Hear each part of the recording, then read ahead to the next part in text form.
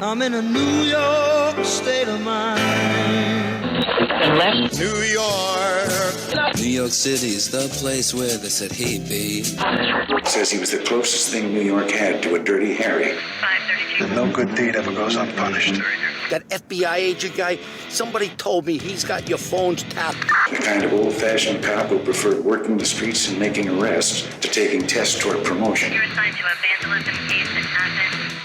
All points bulletin for the Bo Dietl Show on the Gas Digital Network. Here's your host, Bo Dietl.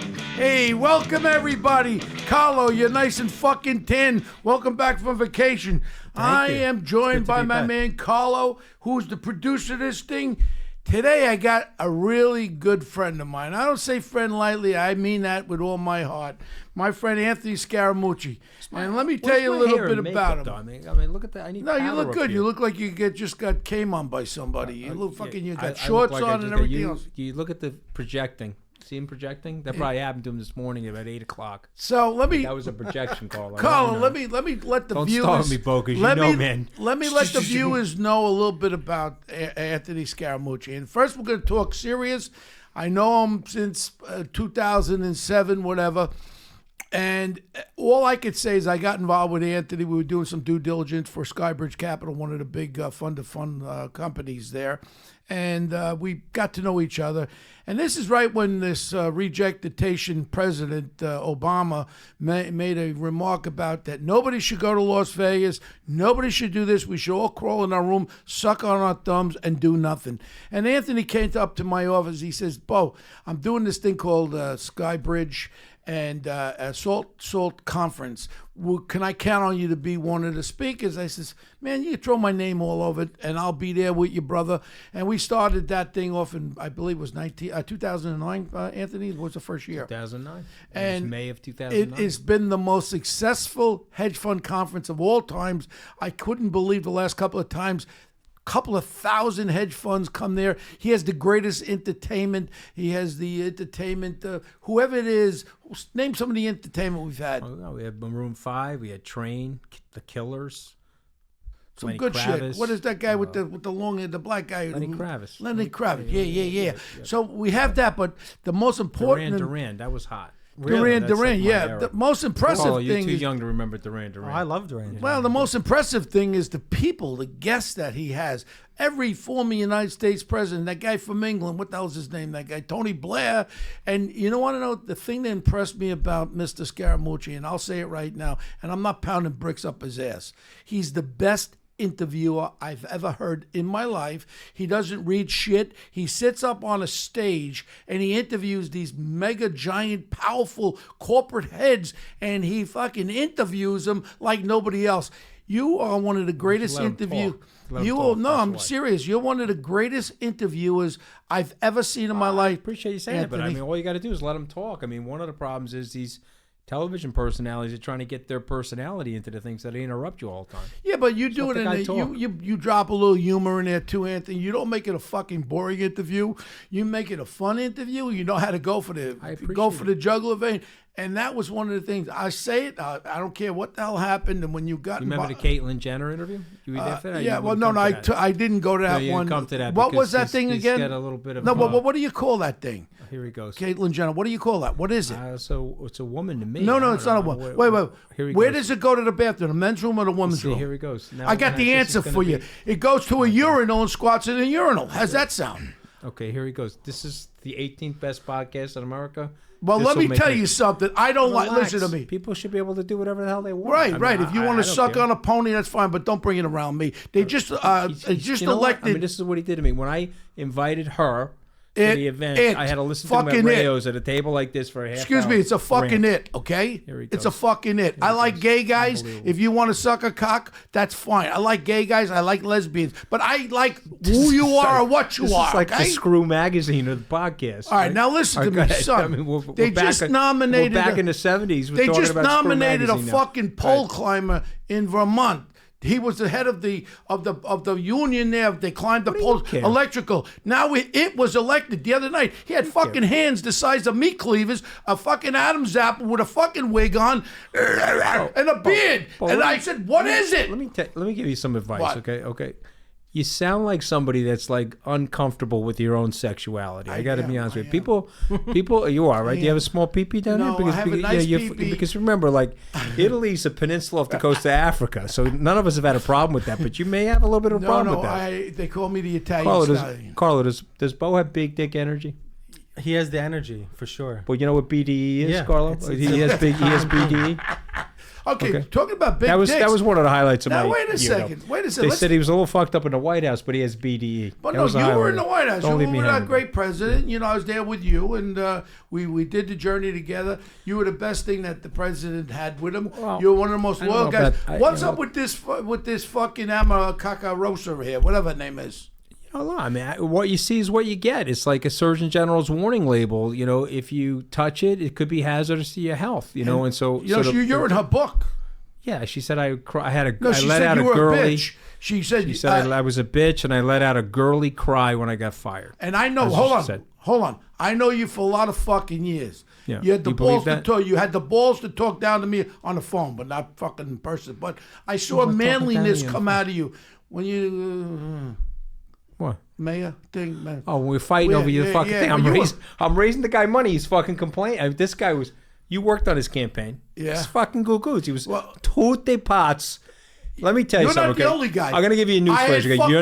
You're not a politician. I'm not a politician. I ain't either. Okay? And I'm gonna give you the newsflash. You know how many union heads? Tutte pots. You know how many union heads I told to go fuck themselves? If they would just realize that you and I are not politicians, they stop writing the negative stories about us. You know, I'm not a politician. Well, that's why I'll never run for anything, Anthony. And I advise you never to run for anything. I'm not running for anything. The dirt in politics. I don't have anything to run for. What's your remarks to Amarusia, whatever the fuck her name is? Look. You know, he called her a dog, right? That's a bad thing. I can give you my opinion on that. I call her a bitch. Let's stick with the analogy of a Rottweiler or a Doberman, okay? If you're feeding the Doberman steak and you're coming home every night with fucking chopped meat and you're feeding the Doberman's barking, you're entertained by the Doberman, and then accidentally or by provocation, the Doberman bites you in the arm. What did you think was going to happen? Okay, wow. You put her in a situation room for 2 hours. You have General Kelly. We can talk about him. I mean, I think the guy's completely nuts. Okay, and they put her in a situation for 2 hours. You don't do that to somebody like that and then not expect to get bitten. It's just wrong. So to me, he benefited from her with the ratings. He had her on the show 3-4 times. Yeah. He brought her into the White House. She was very good in the African American community. Definitely helped him. He can say that she didn't now if he wants to. That's fine.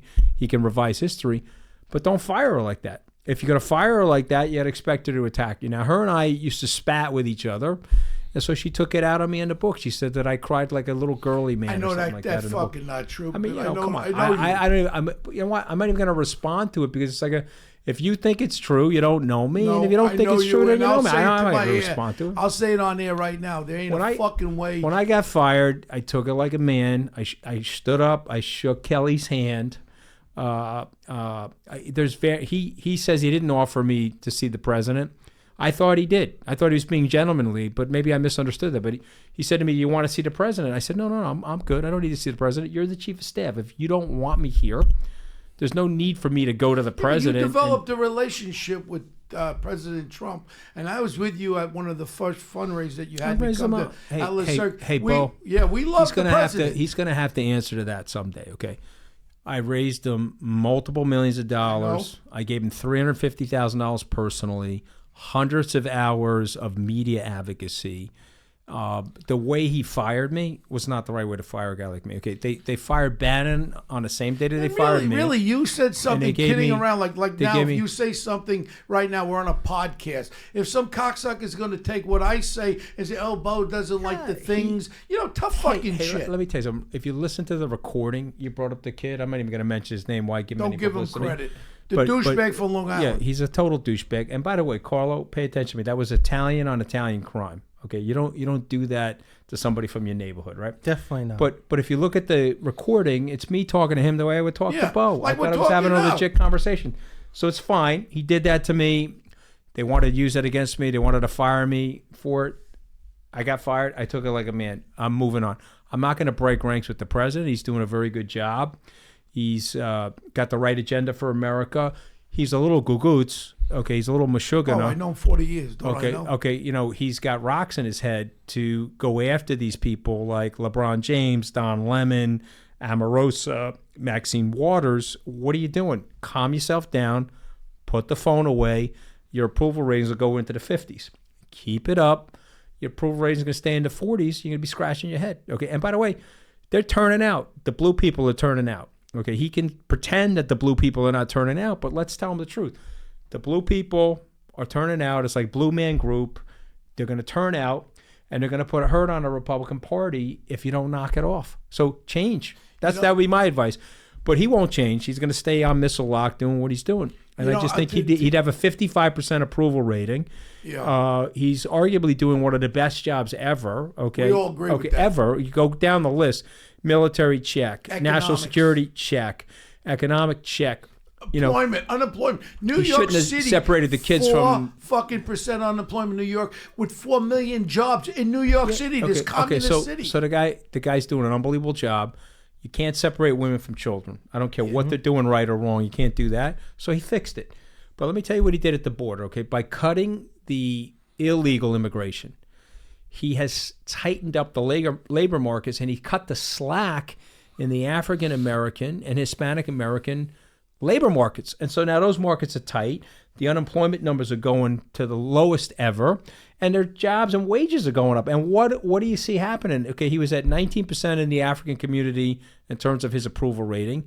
He's at 36. One poll had him at 39. In the African American? In the African American community. Wow. So in 1 year, he went from 19, let's use 39. He went from 19 to 39. And by the way, and don't kid yourself, because, you know, you and I, we don't see color, okay? I mean, no. The people say whatever they want about me. You can ask people, I don't see color. But when you pardon an African-American grandmother and you got guys like Kanye West on your side, okay, pay attention, people. Okay, this guy doesn't see color either. Now, his problem is he hits everybody. He's smacking up whites, blacks, lesbians, gays, homos. He doesn't care anybody. Hitting everybody. Homosexuals. Okay, he's hitting everybody. Okay. That's bad in some ways because you should stop hitting. You're the president of the United States now. Take a chill pill. You'll be fine. But back on me, you know, and I told him, it's very honest, you don't treat a guy like me like that. Okay, and General Kelly, okay, I didn't turn on General Kelly. Is he sucking his own dick, General Kelly? I don't think he's doing that, but I think he's a disaster. He's the best thing that Reince Priebus has going for him is General Kelly. This guy's the worst chief of staff in White House history. I love, you know who I do love? I love Sarah. I think she's great. One of the greatest spokesperson. You were different. Like the way you just spoke so articulately about issues. You were and should be the communication director because you know the fucking issues. But that would never happen. I'm too honest. I'm too opinionated. Okay, when I left the podium that day, there was a woman from Republican Party Opposition Research. You actually know her personally. Okay, she's been in it for 30 years. She called me and says, "You're dead." I said, "Why am I dead?" She said, "Well, you're talking the truth from the White House podium. You can't do that. You're just not allowed to do that." And I said, so I'm dead? She goes, "Yeah, they'll figure out a way to get rid of you." It's kind of similar to me when I called the fucking mayor, Big Bird, a fucking thief to his face, a criminal, pay for play. But they can't handle that, Bo. They can't handle that. That's why don't be in politics. Never. Enjoy your podcasting. I enjoy being on TV. I'm growing my business. Life is good. But just back on this topic, okay? You don't do that, okay? It's a stupid way to handle things. That's just my honest opinion. The lying, the ruthlessness, the making up stories about each other. I mean, the reason why the president's probably a little crazy is they make up so many stories about him. Every day he's reading a different made-up story, and so he's taking the machine gun out. He's going full scorched earth against them. Wow, what a great analogy. Okay. I know him 40 years longer than you, and you're hitting the nail right on. But that's what he's doing. He's looking at the situation. These are one lie after the next, okay? And by the way, I'm going to tell you, your podcast listeners, something, and I tell people this, they don't like me for it. I don't care, okay? The guy's actually a good guy, okay? I've seen him in situations where he had to make life and death decisions. I was only there for 11 days, but believe me, a lot of stuff happens, okay? Mm-hmm. It's the NFL, okay? You're moving at 150 miles an hour, and he's made 2 or 3 decisions. He looked over at me in one of the decisions, and they're calling me the warmonger, meaning him. And the truth of the matter is the decisions that he's making are very moderate, very temperate. He wants peace. He wants global prosperity. He was working on the North Korean situation He wants to last get rid July. of the tariffs across the world. He wants a tariff-free society. Right. We can take your viewers through that. I can give you 75 years of trade history in 3 minutes, which the president should do, frankly, a better job of explaining. But you've had trade imbalances since the end of the Second World War because the United States was trying to help these nations. Mm-hmm. You had deindustrialized the world, devastated the European and Asian continent. So the U.S. started the Marshall Plan, rebuilt those places, and then unevened the trade deal. So goods and services could come into the U.S. flowing freely. We were accepting embargoes and tariffs on our goods and services. And that worked. That worked. It helped the world create more global economic interdependence, but it hurt working class families and middle class families in the U.S. Nobody understands this better than Donald J. Trump. He was writing about it in 1987. He took an op-ed out, an advertisement in the New York Times. You can go look it up. And it's literally the exact same thing that he's saying today. He wrote 31 years ago and spent $150,000 in the New York Times to express it. So you got to give the guy credit for that. But he did something really great as far as I'm concerned with fucking China. They steal about $1 trillion a year in our intellectual property. People don't realize. Look at the RF-35 jet. They duplicate all our military, all our intellectual corporation, Boeing and everything. They're stealing. Their economy's down up to 28%. I have a little involvement with some Chinese business partners. They're hurting over there because of what Donald J. Trump did. Now they brought them to the table. Now, okay, we bring them down to where they're supposed to be. Now you want to take the tariffs off. But there could be a big problem in that South China Sea. They still have monetization of the Mongolese brain power where they still want to take over the fucking world. You know that. Well, look at all the infrastructure they're building in Africa. I want to push South back. America. Well, I want to push back on a couple of things. I actually don't know that because if you look at the 5,000-year history of China, they are generally reluctant to invade their neighbors. They have, not saying they haven't done it. But they kill 40 million of their own fucking people. By maybe 60. Okay. 60 million of their own fucking people. But step back for a second, okay? You're not going to be able to control every pocket of the world. You're not going to be able to control every society. And we're not the answer for everybody, okay? Just look at what happened in Iraq over the last 15 years. We just don't have the capability or the skill set to be all things to all people. We've been a phenomenal force for good since the end of the Second World War. A couple things that your listeners should know. There was a strategic and geopolitical decision to demilitarize everybody. There was a decision to take the guns away from our allies. Why? Because our grandfathers like Marshall and Patton and Eisenhower, Truman, they knew that your allies could become your adversaries and your adversaries could become your allies. Look at where we were with the Japanese and the Germans 75 short years ago. So we told all these players to get off the table as it related to militarily. And we recognized that by doing that, we would have military superiority for 100 plus years. That has worked, Bo. That has worked. So we got to be very, very careful telling all these nations, okay, we want you to pay your fair share. We want you to start to militarize. Right. Because once they start militarizing, then what happens is you start using it. The United States will go down in history as a military force for good. We have always reluctantly deployed force in the world. Other than the unilateral strike on Iraq, you can't find one episode in our 242-year history where we've done that. But that is not the case for these other nations. Anytime they re-up the arms, they start using them. You could read The Guns of August, Barbara Tuchman's book about the rise of the militarization at the early part of the 20th century, which led to the led to the First World War and then led to the rise of Nazism. So for me, I tell people, calm down, understand the historical context. A lot of things were put in place for a reason, and a lot of these things that got put in place have actually been a general force for good in the society, and you can thank our American forefathers for that. Wow. You know what, Anthony? I think our listeners are just learning a little bit more about when you talk, your intelligence of that fucking Harvard education and your reading, and you're a very well-read I'm person. basically a Jew in an Italian exoskeleton. But you have a small penis, what- so... Well, no. Remember, Jewish I'm penis. from Italy. Well, you're half German, my mother Joe. So was we know born in that Catania. we know that your pee-pee's half as big. Okay? We know you're half German. Okay, we know you almost got thrown out of Vidi Viola's party for Mike Piazza because your last name didn't end in a vowel. Well, wait a second. I was there when Ken Langone stood up and said, "What the hell is Bo Dito doing here? But you had His Tony last name Orlando. doesn't end in a vowel." Where the fuck does Tony Orlando fit Well, in he's there? like a Jew Rican, so he fit in. If you mix a Jew with a Puerto Rican, that's actually Italian. Okay, I mean that's why you fit But in. I think the listeners really one thing. And I When love, you're German, Joe, Bo, I know the PP is probably not what it should be, but it's fine. But listen to me. You keep talking about peepees. Are you have a fucking homosexual fucking? No. tendency to I'm suck bringing my it up cock? because you're the one that's focused on it. You started the whole podcast with the whole thing, so I'm just shining the light back on you, But brother. all I can say is that But it's, let me it's ask you, refreshing. You want to come at me on a live podcast or You live want to television? take our dicks out on the Come on, table? you know, Let's go. I'm. You want to got take our the dicks jiu-jitsu. on the table? Let's go. Bo, it'll Come be on, like baby. Milton Berle. I'll only put out Let's as do much a as I need. fucking podcast. I'll lay my dick I'll on only the table. whip You out lay it. your dick. It's just like Milton enough Berle, to Carl. win. I'll only whip out as much as I need to beat your ass. Okay? But It's like a listen, goddamn garden hose. to get serious for a second, if listeners and everybody around us right now listen to you, you're so articulate on so many issues. This is my problem. Last night I was on Newsmax for an hour, and I talked about, they say that ISIS now is between 20 and 30,000. Is that fact or not? My problem is they've now infiltrated the different villages. They're not running out there waving their black flag so we could fucking wipe them out. They're playing a little smarter. They're going into the villages, they're recesses, and they're joining up the villages.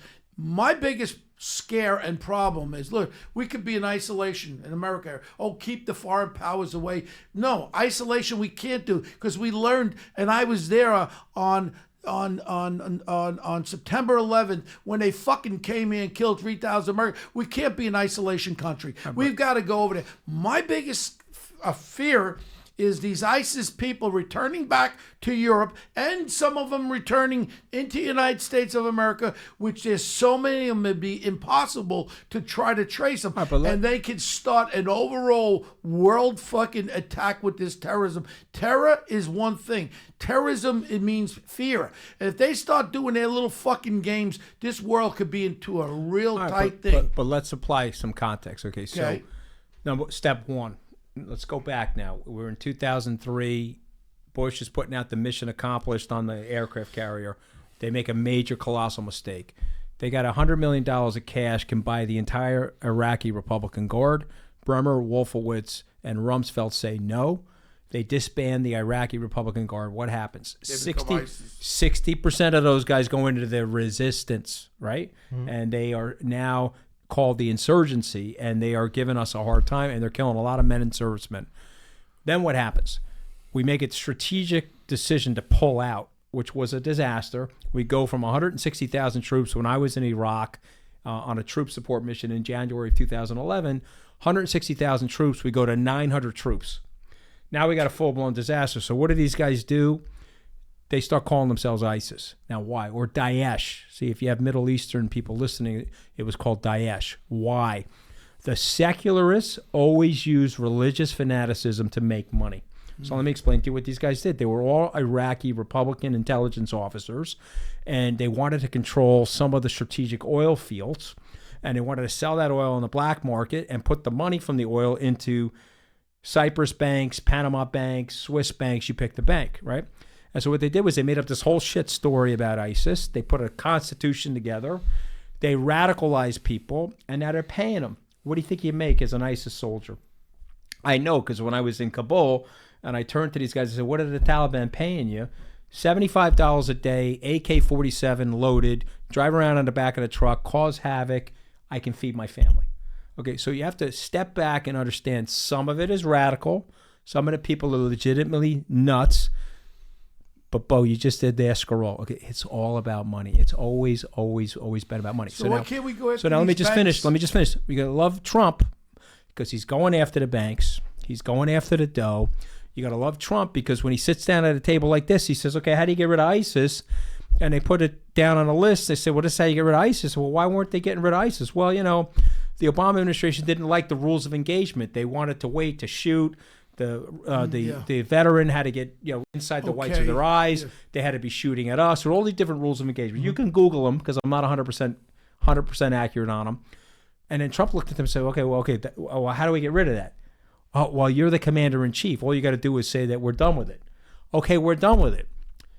In 9 months, Bo, he took out 98% of the real estate of ISIS. Okay, now they estimated there were 60,000 people in ISIS. What you're hearing now is that a lot of them got eviscerated, but they probably splintered. There's probably 20 to 30,000 that have now splintered and infiltrated other areas. More dangerous. It's like cancer. Correct. Metastasis. So now the question is, how do you keep the arms away from them? How do you keep track of them on the internet? Take their fucking How do you money. keep track of them on a cellular data? And this is where you got to love the president. And this is where you got to light a candle in St. Patrick's, every day that this guy won, because he's a practical, common sense oriented guy. He's looking through the situation. He says, okay, this is what we need to do. This is how we're going to make our people safer. And so today, 18 months since the formation of his presidency, the average American is safer in the homeland of the United States.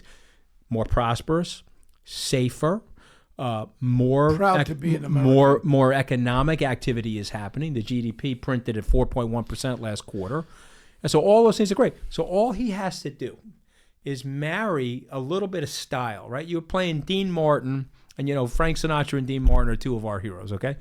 All you got to do is marry all this great content, all this great policy with a little bit of savoir-faire and a little bit of style. And, Trump is tweeting once in a while. He tweets, be cool. You ever hear him say that? Or, be cool, hey, be cool. Hey, Jimmy Kimmel, be cool, be cool. Hey, Mr. President, be cool. Yeah. You're winning. And you're winning, and none of us are ever going to get tired of winning. You're doing a beautiful job. Be cool. I mean, what else could you say? You know what? But we go back to our beginning conversation. I mean, we could lose this in the fucking midterm. And if we lose this, there'll be an impeachment procedure, and you know that. My problem here, and I said on Newsmax last night, the president has to stop the division of the Republican Democrat. You've got a large amount of Democrat conservatives that don't believe in this psychopath bitch from fucking Queens there, Otezo, what the fuck is her name? The commie there. What's her name? Alexandria Ocasio. That one. And that fucking psychopath from Vermont, Looney Tune, man, they're Bernie Sanders.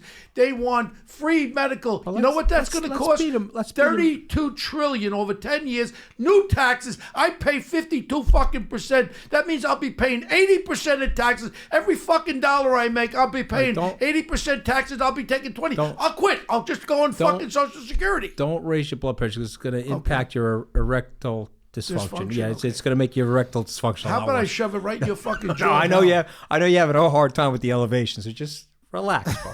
Relax, okay? But it's true. He's got to reach out to the Democrats, right? Here's what I want you to think about, okay? You should have every one of your listeners think about it this way, right? You just said 52%.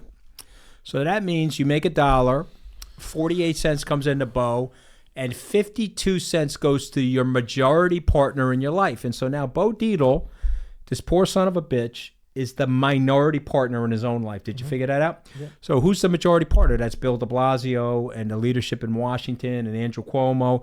They run Bo's life because he's the minority partner. They're the majority partner. And there's a lot of places like that. And by the way, even if you're not in Bo's tax bracket, they're taking 30.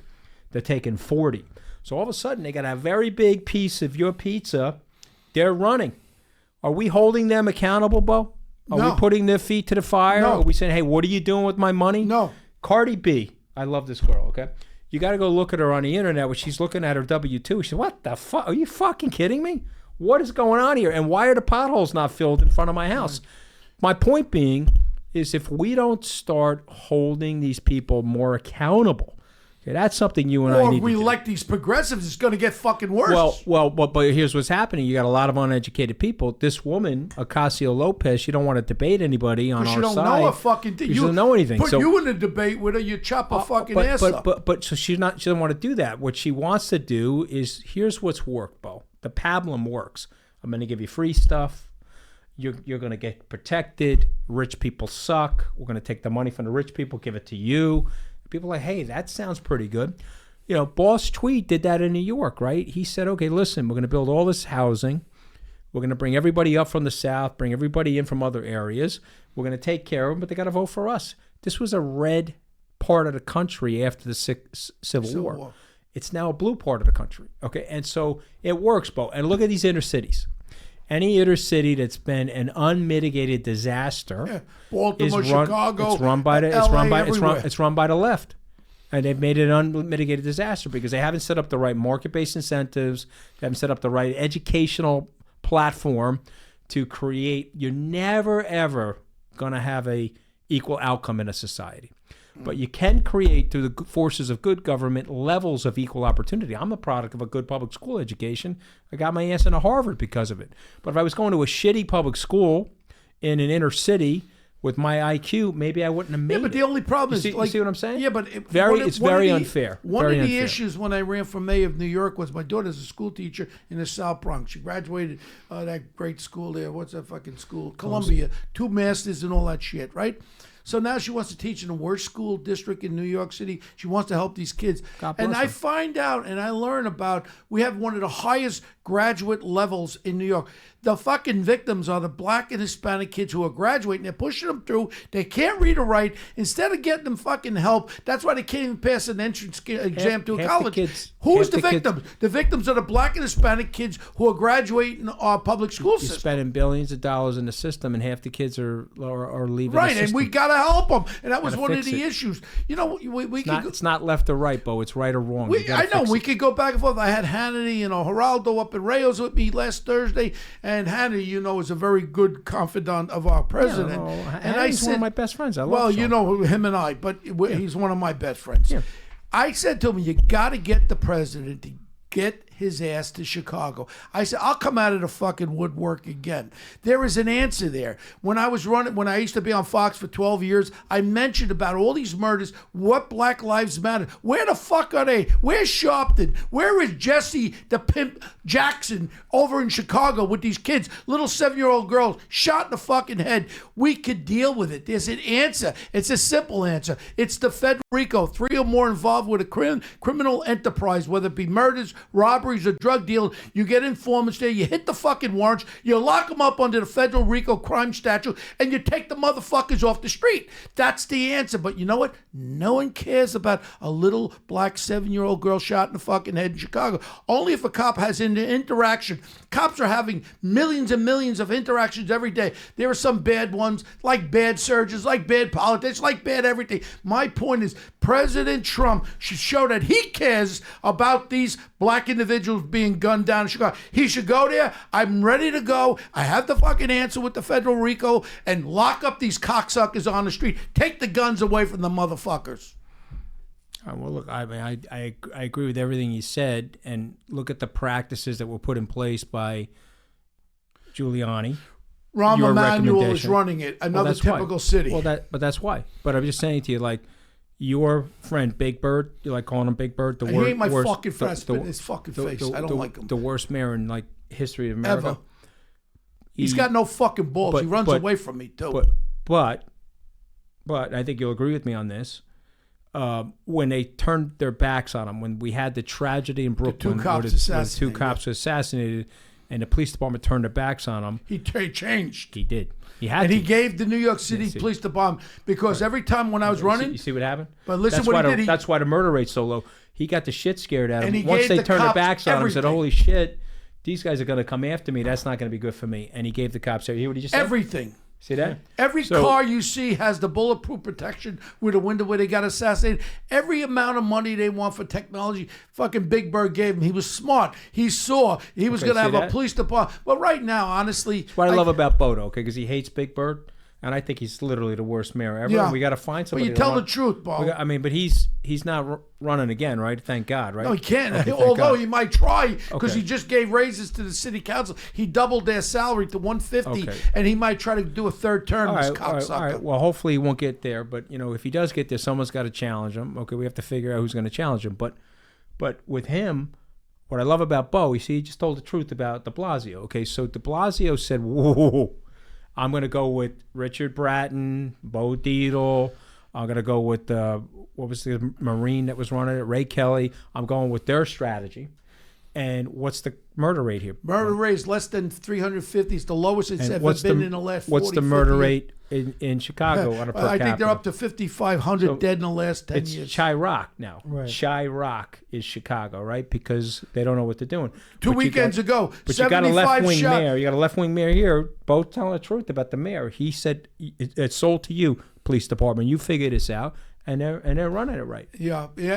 But I talked about with the housing nicer in New York City, with the lead paint. He's fucking responsible. He hired the ineffective shitbirds. Also with ACS, the children's abuse children. Yeah. I said, well, let's use retired cops. They're retiring at 42. We bring them in, let them be the investigators. They'll go and investigate the thing. We just found out there's a convicted fucking murder investigating children's abuse. On top of it, the idiot he had with the jails. Now he wants to open up jails in each borough and put people in each borough, put stores underneath for shopping. This fucking guy's a fucking maniac. When you got a criminal who's a real criminal, you don't want to know something? You got to treat him like a criminal. You don't fucking treat him and give him everything in the world and try. You're not going to change the habit of the crazy criminal by putting him in Queens, Brooklyn, Manhattan, Staten Island, wherever you're going to put him. That doesn't change the mindset. I agree with you, Bo. Have you ever come against a real fucking murderer?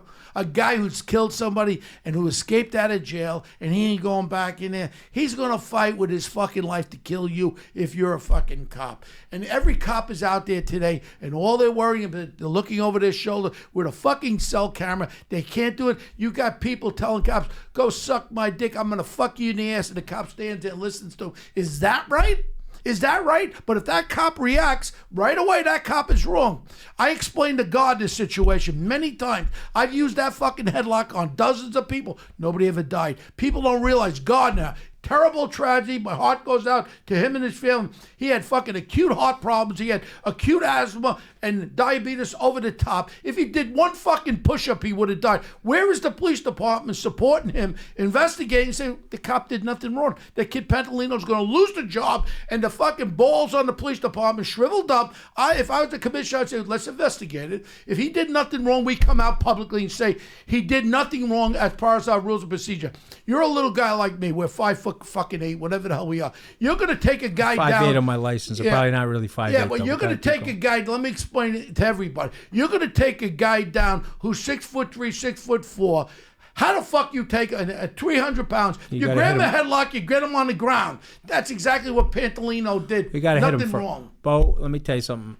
You got to hit people first when they're coming at you. Yeah, but if you hit somebody, then they're gonna lock you for hitting them. I understand that, but you know when a situation is, you got to throw. No, you got to bring them to the fucking ground. Otherwise, you're gonna get yourself killed. Look, I survived being stabbed, shot at. I've had my ass kicked, and I've had to kick some people's asses. Okay, but isn't it good if you're gonna lock somebody? The learning lesson is you got to fucking hit first. No, otherwise you're gonna get fucking killed. Well, if you're gonna lock somebody up, you want to get them to the ground when they're that big, and you got to immobilize them so you could get them to be handcuffed. That's the way you lock somebody. They were arresting him. It wasn't a thing where you hit him across the face with a fucking nightstick. That wouldn't have looked too good on that video camera. But you bring him in a headlock on the ground and you hold him in the headlock. Hey, cocksucker, you get locked up. Stop already. That's what you fucking stop. Now, if you got to give him a shot in the fucking face, you give him a shot in the fucking face. But to say that cop woke up that morning and says, I'm going to go kill somebody, that's wrong. And the police department is not standing by him. But, we talk about a lot of... Joe's running it, right? Esposito, right? No, Esposito's long. He's doing he does when there's a disaster, OMH or Office of Emergency Management. All right, let's talk about you and about our great hedge fund conference. Are we back next year? Yeah, we're totally back. So put me down as a speaker, guest speaker. I'm ready to go. Let me tell you something. You're one of the most entertaining speakers in America, but one of the best Bo moves. He was talking about money laundering, and he took out, I don't know what he jabbed. Like, I don't know. This guy's like carrying. I probably shouldn't tell people what you're carrying. This guy. But by the way, I got no bank account. You fuck. No, I carry it in my pocket. Let me tell you, I got a bank account, but every Italian has what. You remember what Tony Soprano called? Remember what Tony Soprano called a C note? You're a little light in the cash. Yeah, I'm a little light because I had to pay them. These are Italian singles. Those are Italian singles, right? Every Italian's got those in his pocket. Right? You as a kid, I am you light like right to now. feel I'm money. light. I'm light and it's messed. Yeah, this is how I used to, when I had the paper ad, that's how I kept the money, like that, right? So, But Anthony, while we yeah, have you here, you're a financial wizard. You're a successful guy. We talked about a lot of stuff. We covered Middle East terrorism. We covered police. Somebody like me, young guy, went to college, have student loans. You mentioned a little bit about, the socialism and why it's appealing to young people. So can you give us the counter argument if you're a young person in America trying to make ends meet, trying to save for a house? First of all, if you're going to tax somebody at 100% and you're making zero, then you're like, I don't care, right? Mm-hmm. That's why it's very appealing. And so you're coming out of school, don't have a job, you're looking, you got some anxiety about your economic situation. Someone says to you, free this, free that, I'm going to tax Bo Dietl at 100%. You're like, hey, that works for me, right? But here's the problem, okay? Yeah, you got to trust me on this, and you got to look at history. There's no equal outcome. They're never going to be able to do that in a society. You can't politicize that. You can't socialize that. You can't say we're going to have socialism, because here's what happens. Once you disrupt the market forces in a society and the incentive to make the escarole, everybody stops working. Mm-hmm. And now it becomes a game of politics, and then there's a very thin layer of ruthless motherfuckers that get to the top. When I visited Cuba, I asked my tour guide. Nice broads in Cuba. Nice broads. Well, I asked my tour guide. I said, "Where do the Castros live?" "Oh, I can't take you there." "Oh, no, that's okay. But where do they live?" "Where do you think they live, Carlo?" "They live in villas on the ocean while the people are starving." Okay, and so if you look at Lee Kuan Yew from Singapore, or you look at the United States, or any model that's used incentive-based market system of capitalism, what ends up happening is this whole society does better. So you take a guy like me. I come out of school, $150,000 of school debt. I'm not making any money. I get my job at Goldman Sachs. I start paying it off. Now I got this opportunity to take risk and create my own business. Right? I use my brain and everything I know and my relationships to create my own business. Now I probably created hundreds, 300-400 jobs. I've paid millions upon millions of dollars in taxes. And I've got 45,000 clients now that we've delivered really good performance to. And I've gotten reasonably wealthy as a result of that. Isn't that the society that you want to live in? Absolutely. Where your hard work and your energy and your incentive. Now let's talk about Trump for a second. What Trump gets is a lot like what Teddy Roosevelt got. So Trump, in my cell phone, I have him listed as Ted Rose. I don't want to put Donald J. Trump, right? It's probably one of the most famous names in history. So I have Ted Rose because he's Teddy Roosevelt. He's the Teddy Roosevelt of our time. What he recognizes, like Teddy Roosevelt did, former police commissioner in New York, became the president of the United States, is, hey, we got to figure out a way to use market forces and the free market system of capitalism to close the income gap. Because you're not going to close it by systematizing it or the governmental solutions of Big Bird or Ocasio-Lopez. It's never worked. Tell me a society where socialism has worked. And everybody that leaves a socialist society has the same remark. This was a disaster. Whether it was Eastern Europe, the former Soviet Union, you pick a society. Somebody, oh, well, what about Norway? Okay, you got 7 billion people in the world. In a population of 13 million, you have figured out a culture in a society where it's worked. It's less than 2% of the population of the world. Right. In the entire world, because you're got animal software, animal operating software in your brain. You got a 100,000-year-old piece of machinery that you're living in. You haven't had a software upgrade in 100,000 years. Your phone went from iPhone 1 to iPhone 8 in 10 years, but you're living in the same piece of machinery that the Roman emperor was living in. Sure. And so you're prone to greed, you're prone to fear, you're prone to all of these animal instincts, sex. I mean, Bo can't do that anymore, but I'm talking about the younger people in the room. Bend over, you'll see how okay. I'm talking about the younger people in the room. But my point is, all of that has to be incentivized. All of that has to have a structure around it of market-based incentives, and that has historically pulled more people out of poverty than any other type of system. And so to me, yes, it may work in the short term. You'll have more bread in your pocket. You'll have shelter, but it will decrepit. It'll create a decrepit situation in the society over a very, very long term, as proven by history. The Chinese came out of it in 79. Mm-hmm. The Russians are trying to still come out of it, but they more or less got out of it in 89. All of these systems have basically failed. The Castros are dead. They were able to keep it together for a long period of Venezuela. time. But they got it, 13 million population surrounded by water. They were able to keep it under control. But now the internet, all this other stuff, they've had to open up the markets and create entrepreneurism in Cuba. Venezuela is in the process of dying. Literally one of the richest countries in the world, Venezuela. Has unbelievable natural resources, has a rainforest, and it's the has offshore... poorest economies in the world Disaster. with the most fucking money in the So world. I mean, you can see the difference going from Venezuela to Colombia. Okay, so let's talk about the Colombians. Okay, so the Colombians decided we're completely fucked up here. We got to fix the entire thing. They go to Reagan. Okay, you got to love Reagan. He loves Reagan. They go to Reagan. They fix it. They get help from our law enforcement. They get help from the FBI. It takes them 25 years, and Bo knows this better than me, to clean up the drug situation and to end the civil war in Colombia. Mm-hmm. They end the civil war to clean up the drug situation, and they institute market-based reforms in Colombia. It's one of the most prosperous South American countries in the world. Using their natural resources. Okay, using their natural. So now think about this. Okay, here's what I'm very worried about for us. Ready? We got a bunch of goons that go into government. I mean, that's really the facts. They are fucking no balls. Okay, goons. They're a bunch of goons. Okay, so now here's the problem. Good executive political management changes the quality of your life. You get Giuliani and Bloomberg, whatever you think of their two personalities, they did a good job running the city. It changed the entire quality of life of the city. You get jackasses, okay, that run up deficits and don't understand what they're doing and make national security blunders. You ruin the quality of life of the people around you. And so you brought up Colombia and you contrast it to Venezuela. Venezuela is an infinitely richer country. Okay. Yeah. Now, I want to say this. Give me one more second, okay? It's super important. And you can look this up. They're at the same longitudinal and latitudinal positions roughly on the earth. Jamaica and Singapore. Roughly the same size islands, Jamaica and Singapore. In 1962, they became independent from the British. Jamaica had 2,500 per capita GDP. Singapore had 2,500 per capita GDP. One system adopted free market capitalism blended with good government. The other system socialized. Wow. You're now 56 years from their independence. One group per capita, 2,500 went to 60,000. Jamaica went from 2,500 to 5,000. Now, I have no offense to the Jamaican people. It's absolutely beautiful country.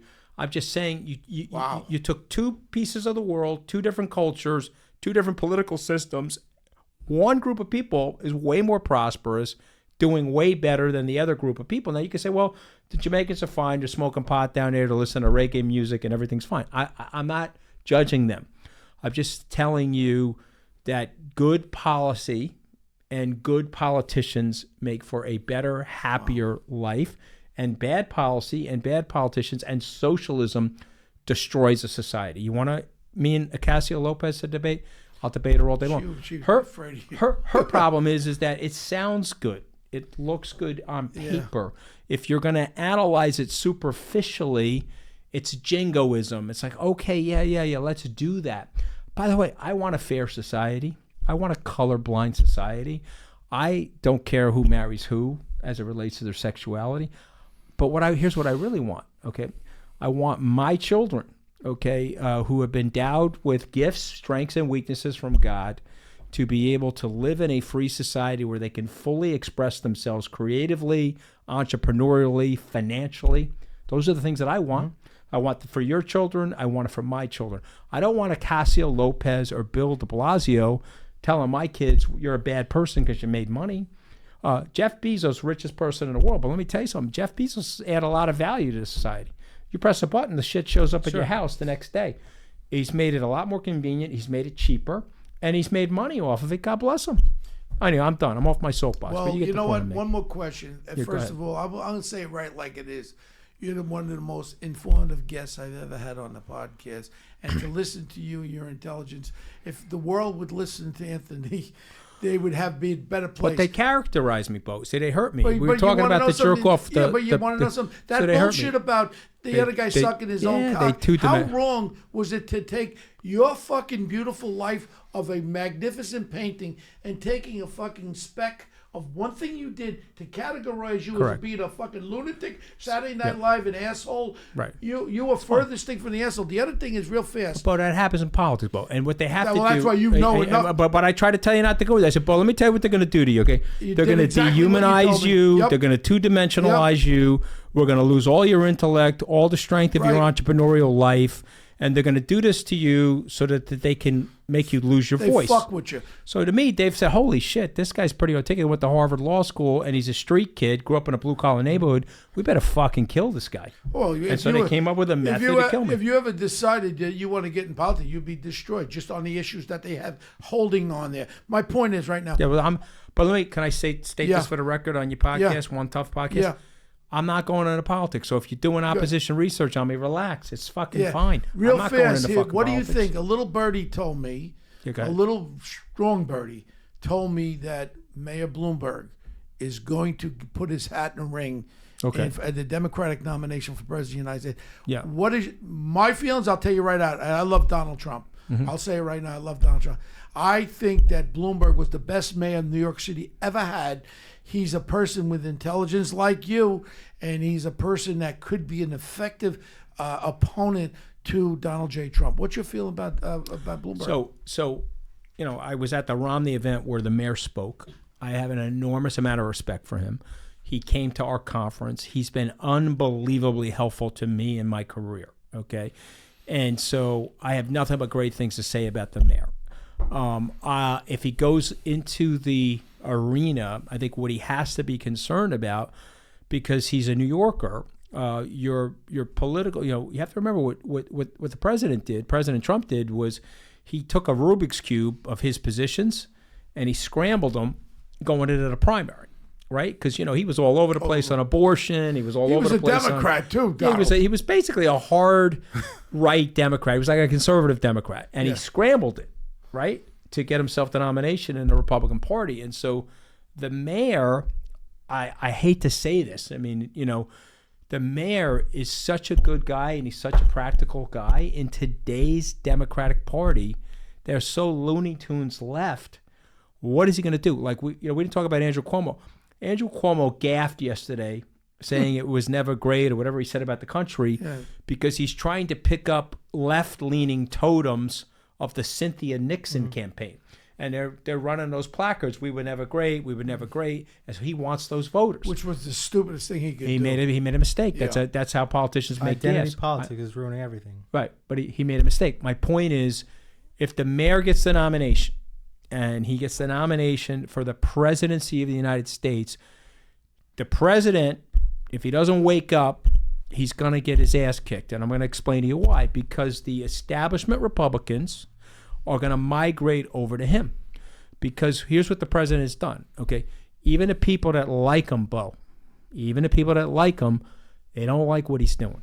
They don't like the tweeting. They don't like the smash mouth talking. They don't like when he's acting unpresidential, and he's hitting Omarosa, and he's even tweeting in the tweet, "I'm being unpresidential while I'm doing it." Okay, well then stop doing it. Okay. Yeah. I someone could talk to him, and I had a beautiful lemonada with vodka at the San Pietro Hotel. I saw Charlie Gargano there, by the way. Okay.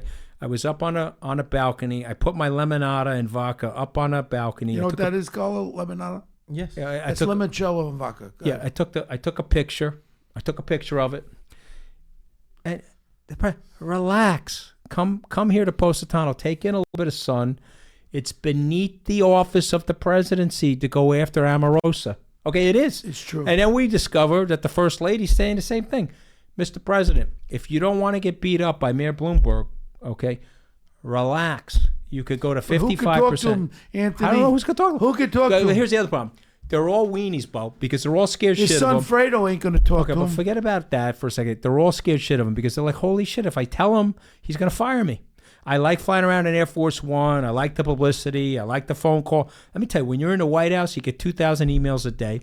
The day I got fired, I got like 50 emails. They were all like fucking timeshares from Boca and shit, right? but when I was in the White House, you're getting 2,000 emails a day. And if I pick up the phone and call somebody, I'm in the White House, they call me right back.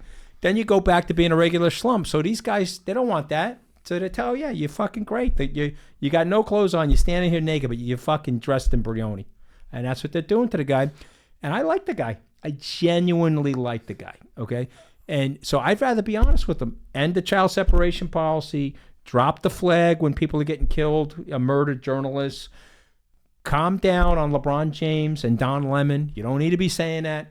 And by the way, Omarosa, you knew what she was like for 14 years. What'd you think was going to happen if you put her in a situation room for 2 hours and then you fired her like a dog? She's not a dog, but you did fire her like one, okay? You guys got to knock it off with the way you're firing people. I totally It's agree. too disrespectful. You're firing... You want to talk about the Gabon? The Gabon Kelly is telling people that they fired Rex Tillerson while he was on the bowl taking a crap. Is that normal? No. Is that normal? Okay. You're the chief of staff at the White House. Don't do that. Fire people. And by the way, I think he let Bannon off easy because Bannon worked in the Navy, right? So he said, okay, he fired me and Bannon on the same day, kicked my ass out in 2 hours, and he let Bannon stay for 14 days. I saw Bannon right before he got fired. He was like a raving fucking psychopath. He was in the executive got a screw building loose there, and they were fixing the White House. All right. He's got a screw loose. You know he's got a screw loose. I would, by the way, and I'm offering this up on the One Tough podcast, love to debate Steve Bannon any day of the week. Would love to have a live debate with Rancid Penis. Years. I know him 35 years. I know you a long time. You'll kick his ass. I would love to debate. What's next? This live. By the way, I would take on the unholy alliance of Bannon and Priebus on a live podcast any day of the week, guys. I'm inviting the two of you. Let's go. Because we know who's honest and we know who is Washington scum. There's one guy okay, now. Bo Dietl's eyes have one guy, you, and you have every answer to every question. Not that I have every answer. At least I'm honest about it. No, but you have answers with credibility. But the mayor would make a great president, by the way. All right. Okay, he would make a great president. And by the way, the president should bing, bing, bing. Be careful because if you're a little nicer, you go to 55%, you win re-election. Bring some of those Democrats over. If you act like the way you act, then a lot of establishment Republicans are going to migrate to a guy like Bloomberg. They'll go nowhere near De Blasio. They'll go nowhere to Elizabeth Holtzman or whatever her name is. What's her name? Elizabeth Warren. Elizabeth Warren. I mean, they're never going to go near her. But we got about another 5 minutes. What is in the stars for Anthony Scaramucci for the future? Well, first of all, a shout out to my lovely wife Deirdre, who you know. I love Deirdre. Okay, so the good news is I patched that up. Good. Love and her to I was death. supportive of you patching that up from you the helped beginning. Me, Bo. You helped me. I love you, and I love her. And you want to know something? You're blessed with beautiful children. Let me tell you something. You got a gorgeous wife. Let me tell you something because I want to be very honest about this. I made a lot of mistakes. I went through a bad time. And here's something I did, and I want to tell all your listeners, don't do this, okay? I put my ego and I put my pride in the way of my decision making, okay? Even with my situation in the White House. And if I didn't do that, things would have gone better in a lot of different directions, but they didn't because of that. So take your ego, take your pride, take it down a notch, okay? You'll always be more clear-headed. You'll make better decisions. So that's number one. Number two, I got a book coming out October 23rd called The Blue Collar President. Hopefully you bite me back on. We'll talk about it. No, that's a given. Number 2 or 3 is I've got a documentary coming out, which I allowed, because I'm a little crazy like Bo Dietl, I allowed a independent filmmaker to come in and chronicle the SALT conference from 2014 to today.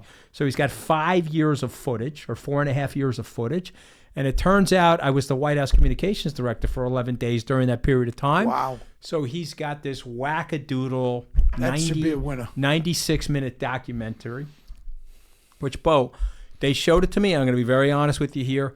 I was wincing because I come across great in the movie and I come across as a complete jackass in the movie at the same time. I just saw last night. Not an easy movie for me to watch. Hold on. I just saw last night Robert Davi, the Frank Sinatra singer, the actor. Yeah. They did a documentary with Danny A. that owns One Oak and all that. I'm going to tell you something.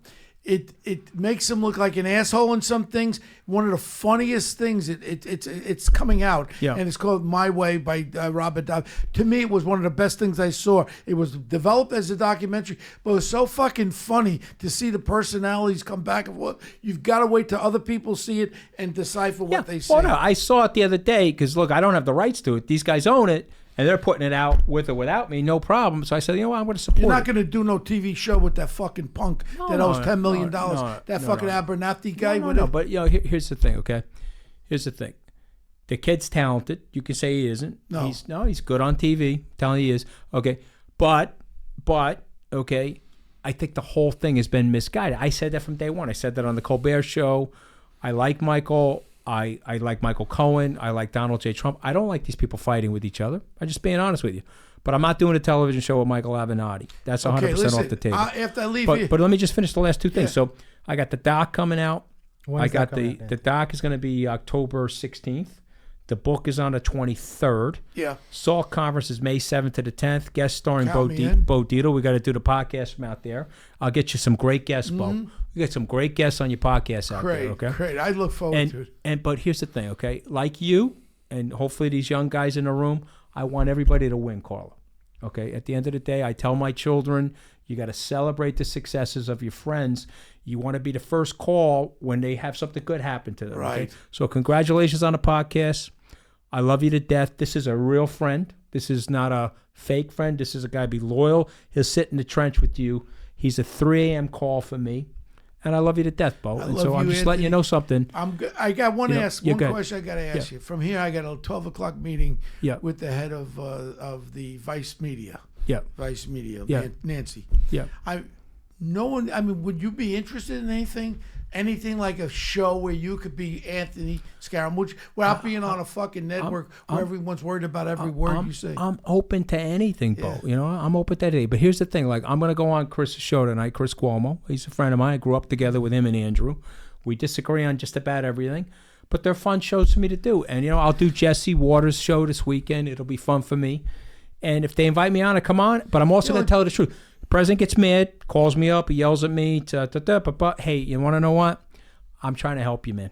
And the people that really love you, Melania, Ivanka. And you'll tell the truth. They tell you the truth. The press, Mr. President, not the enemy of the people. Cut it out.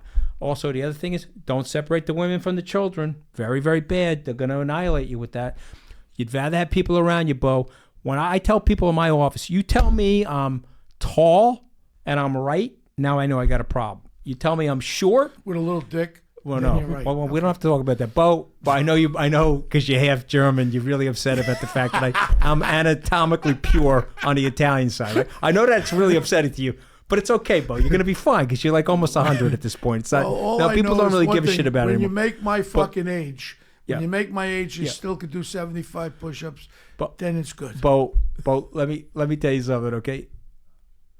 May I look as good as you do at your age, okay? What was George Washington like when you met him, Bo? I'm just asking you. His teeth were a little fucking loose. Okay. Now, listen, I want you to be part of us. And again, Anthony, anytime, you and I will be together for the rest of our lives. Anytime, Bo. And the most important thing that people can realize from this podcast, what Anthony Scaramucci is really like and what he's all about.